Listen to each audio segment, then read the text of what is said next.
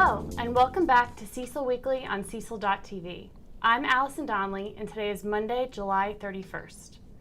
Our first guest this evening is Taylor Schafer, a social studies teacher at Northeast Middle School. Taylor, last week you attended the C-SPAN Summer Educators Conference in D.C. That's right. How was it? It was awesome. It was really awesome. I got invited to go there. Well, actually, I applied to go to the conference. That was going to be my first question. Yeah, so I applied to go to the conference. I had used a lot of resources from C-SPAN in my classroom this past year. And so from just being on the website, I saw the advertisement for the conference, thought it looked really interesting and great, so I applied for it, and then I was notified in, I guess, late April that I was accepted to go with 29 other teachers from around the country. So exciting, yeah. So what did you learn? So we got there, it was last Sunday night we got there, and the conference was Monday and Tuesday. So we first kind of introduced everybody, kind of got to know each other in the room, and then the president and founder of C-SPAN got up to talk, which was really cool, Brian Lamb, he's amazing. And so we just kind of all got to know each other and everything, and then we got to know the background of C-SPAN, so how it's funded, what kind of programming they're responsible for, how they kind of outreach in the community, and support teachers as well. So today, the first day was kind of a get to know you, get to know C-SPAN, get a tour of the whole building and everything, and then we got to work on actually, looking at the C-SPAN resources and how we can implement it in our classroom, which was cool. So, what kind of resources are available through C-SPAN, and what will you implement in your classroom? Sure. So C-SPAN is cable satellite public affairs network. So what they're mainly responsible for is anytime the House of Representatives and the Senate is in session, they're live streaming it on their website, on TV. They have a radio station, and so that's their kind of main programming. So anything within the last 30 plus years that has happened in the Senate or the House of Representatives, C-SPAN has covered it. They also do pretty much anything public affairs, so presidential speeches, they do interviews with experts, they have book talks, they have programming about historical events, things like that. And are all those available to everyone? Yeah, if you go on the C-SPAN website, it's available to anyone. They also have a C-SPAN classroom website, which is more available for teachers, that if you go on, and they have a whole video library, just hundreds of thousands of hours of really great material for teachers to use. So yeah. So what's one thing that you think you'll use in your classroom? I think one thing that I definitely wrote down to include in my classroom this year was they have this great function. One of the pieces of their website is all about Congress. So if you go on the website and click under Congress, you can actually look up any representative currently in Congress or a past Congress. And you can see, so for example, if I went on and I wanted to know my representative, I would type in his or her name, and then it would bring up every single bill that he or she has sponsored while they've been in office, how they voted on every single bill that's been that has come up on the floor since they've been in office, and any video clips that they might be in, so if they had any time speaking on the floor. Oh, very cool. So it's just this incredible feature that you can use. So I think bringing the idea of Congress or Washington to the students in the classroom is really helpful, because they hear Congress, they hear Washington, but it just seems kind of distant or not very, accessible to them. Right. And so I think the website does a really nice job of actually letting them experience what the representatives are doing for them. Yeah. So, yeah. That's so cool. I wish I could take your class. Come sit in. Well, thank you so much for being here. Yeah, absolutely. Thanks so much for having me. Enjoy the rest of your summer. Thank you. Welcome back to Cecil Weekly. Back in June, Northeast High School's Future Business Leaders of America chapter traveled to Anaheim, California for the 2017 National Leadership Conference. Here with us this evening are Jessica McGowan, the chapter's advisor and the business teacher at Northeast High School, and students Kevin Dennis and Jamar Tolbert. Jessica, welcome to the show. Hi. So what is Future Business Leaders all about? It's the question that's very hard for us to answer and describe, but it's a student organization that has about 250,000 students all around the world. It mostly does focus on business, but it's kind of branching out into other things. It covers journalism now, advertising, and word processing, still your basic business stuff. But we also do management skills, leadership skills, opportunities for scholarships, just kind of self-growth, self-development, motivate students to just go that extra mile through fundraising, community service, and just educating themselves, and something we might not offer at the high school. Right. So how did you get involved? So my mom works at my high school, and in 10th grade she handed me $20 and said, you need to go give this to Rushek, you're doing FBLA. Had she done it? No, my mom had not. No. But Rushek is the advisor at my former high school, and she still is an advisor at my former high school. But yeah, so that was 17 years ago next year, and I have done it consistently. I've worked at every single level, but I'm originally a PA, FBLA person, Pennsylvania. Oh, okay. Yeah. So what is your role as the faculty advisor? To motivate my students to do more. So it's a matter of here's everything we can do, and they pick and choose kind of what they want to do. So we make sure that we have community service projects, we have enough to fundraise, we do different awards on individual and chapter levels. We go to 3 different conferences every year. Cool. We try to plan field trips. So if it's out there, they go, can we do this or can we not do this? So we don't tackle everything, but we tackle what 60 people can accomplish in 1 year. Right. So how did the students do this year? So this year was my 9th year advising the high school. So we did extraordinary well, like beyond I could compare after 9 years. So we were the only nationally recognized chapter from Maryland. We also were one of 2 schools that got the 75th anniversary Diamond chapter status this year, which was another thing, another set of activities to do. And then Kevin, who's here, as well as Mary Beitler and Elizabeth Duong, put in their own time and completed the 4th level of Business Achievement Awards, which is the America level that gets awarded at nationals. They were 3 of 4 students in Maryland. And then we also won 1st place in local chapter annual business report. So all those little activities we choose to do, that's what it is. It's basically a 15-page report of every single thing we've done this year. So we put it in for the last 8 years. We didn't do it my first year, and so it's never placed, not even in top 10 before. So it was really shocking to, we weren't even really paying attention to the event. It was kind of like we were the last one to call because they announced in random order to the stage. And I started screaming at Kevin. I'm like, get up, Kevin, get up. So, and he runs up there. And so, yeah, and he's just still standing up there. I'm like filming. So it was very entertaining and like a whirlwind moment. Like, oh my God, did that just happen? Yeah. Oh, the awards over there. I'll give Kevin to bring it up, yeah. Well, so cool. And I'm so excited to talk to Kevin and Jamar. So thank you so much for being here. You're welcome.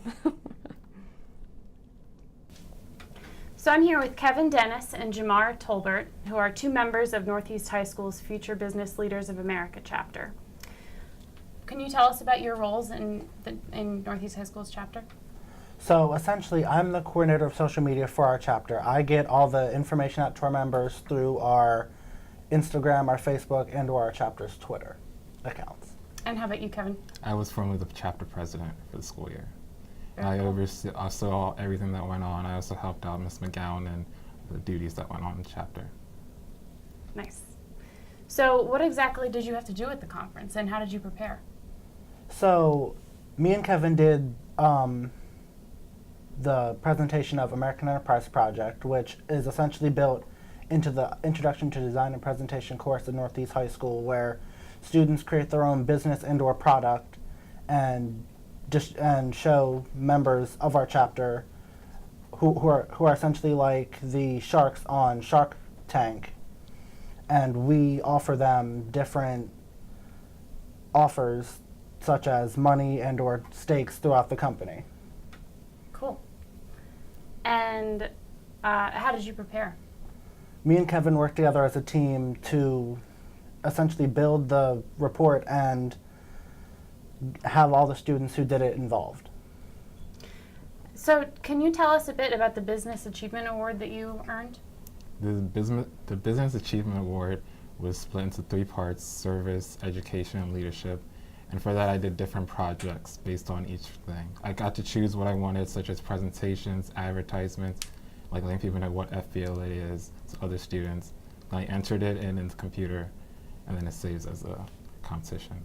And you and 2 other students earned the America level, Yeah. which is the highest of 4 levels, correct? Yes. That's awesome. So what are your future plans?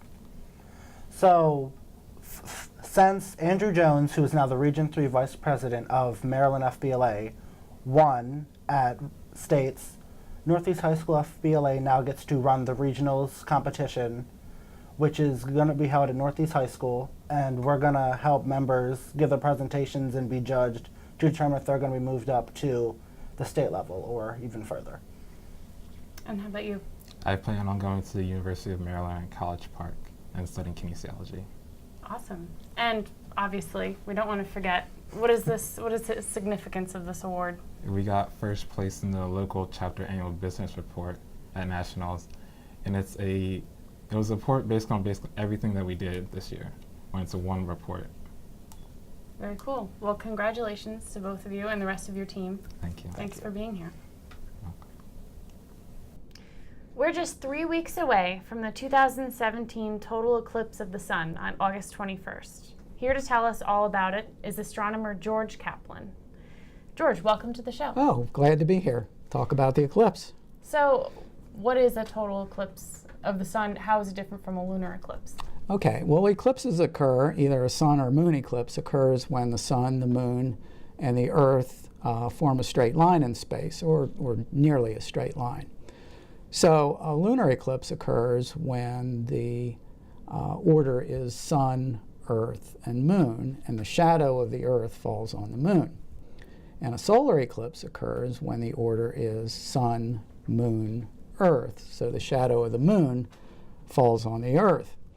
And what we see, if we are in that shadow, is the moon completely covering the sun. But that only occurs within a fairly narrow strip. By the time it reaches the earth, the shadow of the moon is only, in this case, it's only 60 miles wide. So to see the eclipse totally, to see the sun totally eclipsed, you have to be in a fairly narrow path, which fortunately this time goes all the way across the United States. The United States is the only country that this eclipse will be seen in, and the path goes from Oregon to South Carolina. So where is the best place to be to see the eclipse? Well, as I say, you have to be in this fairly narrow path. Generally speaking, the better weather prospects are toward the west, in Oregon, Idaho, Wyoming, and Nebraska, where it's drier, and you're at a higher altitude than we are here. The other advantage of going west is that the eclipse occurs earlier in the day, so that there's less time for buildup of afternoon summer clouds. Okay. So generally west of the Mississippi is better than east of the Mississippi, but of course on any given day you never know what the weather's going to be like, so it could be beautiful in the east and stormy in the west, so it's just a matter of chance as to try to improving the weather prospects and your chances of seeing it. So what is your experience viewing eclipses? I've been to 3 total eclipses that were clear when I was there. The first one was in 1970, which went, I was in Cape Charles, Virginia, which is at the very end of the Delmarva Peninsula. And it was the last spot of land that the path of the total eclipse passed before it went off into the Atlantic Ocean. And I was actually there at the time. I was teaching junior high school, and a number of teachers, we brought a bunch of kids down with us to see the eclipse. So we left from Baltimore early it was a Saturday, and we left Baltimore early that Saturday and traveled all the way down, 200 miles or so to the end of Cape Charles, and found a completely deserted beach on the Chesapeake Bay. And it was just a gorgeous day. I mean, there was not a cloud in the sky. It was in March. It was cool. And there was just us there. And none of us had ever seen a total eclipse before. And I mean, it was literally awesome. You could see the shadow of the moon coming across the bay. The horizon turns black. You see the last sliver of sunlight just disappearing behind the moon. And then you can see the outer atmosphere of the sun, which you cannot see normally because the blue sky is much too bright. And it's just a beautiful thing to see. A total eclipse of the sun is said to be the most awesome, beautiful, natural phenomenon that anybody can see. But it's very short. It only lasts a couple of minutes at most. And then the sun peeks out from the other side of the moon, and it's all over. So that's, that was my best experience with an eclipse. I saw one a couple years later from Nova Scotia. Day was not quite as clear, but it was clear enough to see the eclipse. And then more recently, I saw one from Aruba in 1998. So I've taken pictures at all of these, but this was all my pictures are film pictures. So this will be my first eclipse where I've tried to do anything with digital photography. So we'll see how that goes. I'm still getting used to it.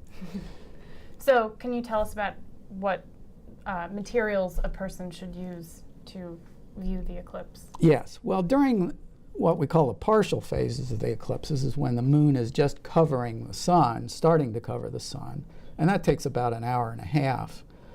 You've got to be extremely careful. You have to have proper filtering.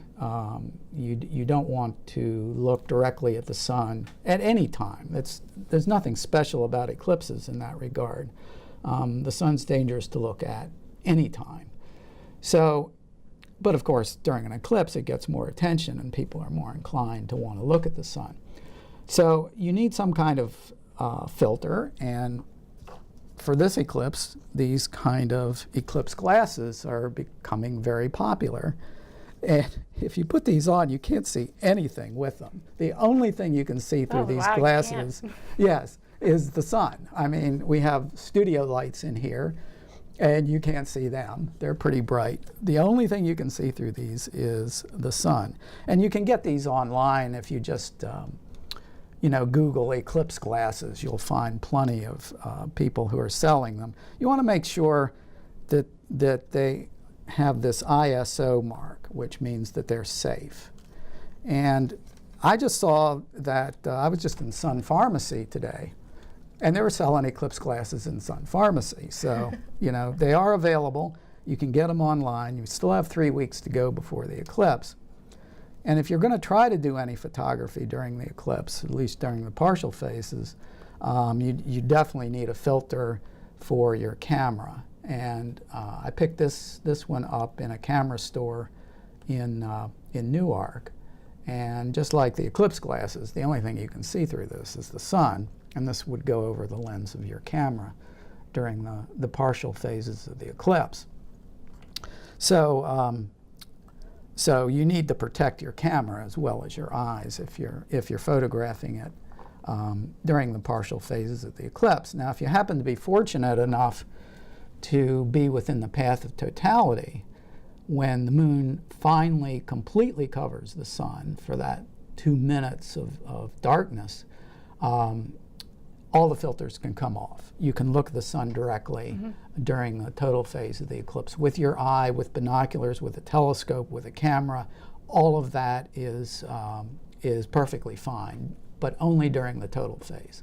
Soon as the sun starts peeking out from behind a valley on the moon, which is what happens if you're looking through a telescope, you need to get your eye away from the binoculars or your telescope, and you need to put those filters back on. But as I said, it's only a path 60 miles wide. Here in Cecil County, the sun will be 77% covered. Right. So viewed from here, filters are going to be needed throughout the entire eclipse. One of the things that does occur during the partial phases, which is sort of fascinating, especially in the summertime, is under trees in the summertime when it's sunny, you sometimes see these little circles of light. And what they actually are little pinhole images of the sun. So during an eclipse, those little pinhole images become the image of the eclipsed sun. So they get to be little crescents here. So with the sun 77% covered in Cecil County, this will be at about 2:45 in the afternoon on the 21st. The sun will be a sort of a fat crescent, I would describe it as. We won't notice it getting dark here because your eyes easily adapt to that. You know, it's not that much of a change in brightness, and your eyes easily adapt to that. So, you know, people who don't know there's an eclipse occurring probably could go through their day totally unaware that one occurred from here. But if you're looking out, you might notice some things. Yes, yes. If you're looking for things, you'll find with the sun just a crescent at maximum eclipse here. The edges of shadows will seem to be sharper than they normally are because, you know, the sun has been reduced to a much smaller area in the sky than it usually is. So the soft edges that we see around shadows get a lot sharper during an eclipse. And if you get closer to the path of totality, the crescent becomes thinner and thinner and thinner. And if you're actually in the path of totality, it just the minute before total eclipse, that little tiny crescent of sunlight diminishes to a tiny spot, which is the lowest valley on the edge of the moon that happens to be where the sun peeks through just for the last second. And by that time, it's getting dark. During a total eclipse, it actually gets dark and gets into deep twilight. And you can see, and some of the brighter stars and planets can be seen in the sky during a total eclipse. So there is, if you're within the path of totality, there's a lot to see in a total eclipse that all occurs within a very few minutes. Right. So it's a really exciting thing to see. Well, I'm going to Nebraska. Where are you going? Yeah, I'm going to Nebraska too. So I'm going to Lincoln, Nebraska, and I know you're going to Hastings, and both of those places are within the path of totality. One of the tools that I've been using in sort of scouting out where to go here, and it's available to anybody, is a interactive map of the eclipse that NASA put together. So if you just Google NASA interactive eclipse map, you will get it.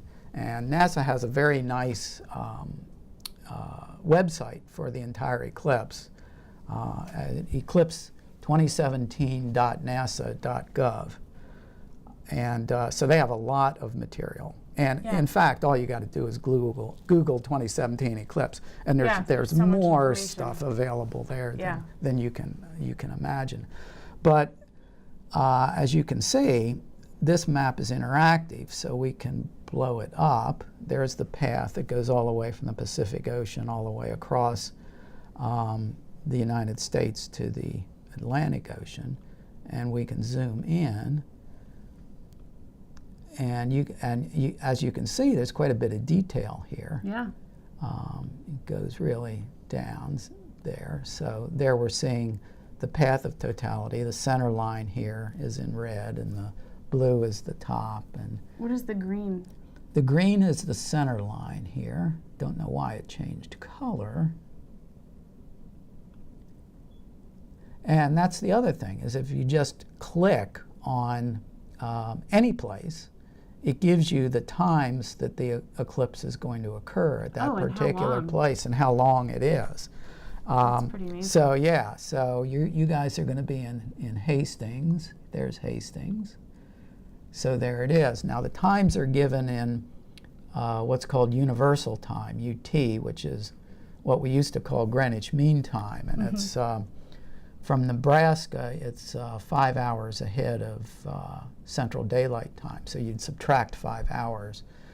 So if here's maximum eclipse at 1800, and if you subtract 5 hours, that's 1300. That's 1 p.m. Right. So that's when that's the middle of totality from Hastings, and you can do this even for areas not in the path. Not in the path. So, matter of fact, let's see if we can go back and look at Cecil County, which is not in the path. So there it says maximum eclipse at 1843 UT. We're in Eastern Daylight Time, so we'd subtract 4 hours. So that would be 1443, which is 2:43 p.m. would be the maximum eclipse here. And here you can see the obscuration is 77%. Right. So that's what's going to happen here in Cecil County. Well, thank you so much Sure. for being here and Yep. showing us this map. Yep. I get excited about these things, as you can tell. So, because I've been to 3 of them, they've all been wonderful experiences Yeah. for me. And Yeah, I can't wait. yeah, so it's going to be good. Hopefully we'll have clear weather. Yeah. That's the only thing. I hope so. That's the only unknown. We know exactly when the moon's going to cover the sun. We just don't know whether there's going to be any clouds. Right. Well, thank you again. Sure. I enjoyed it. Thanks.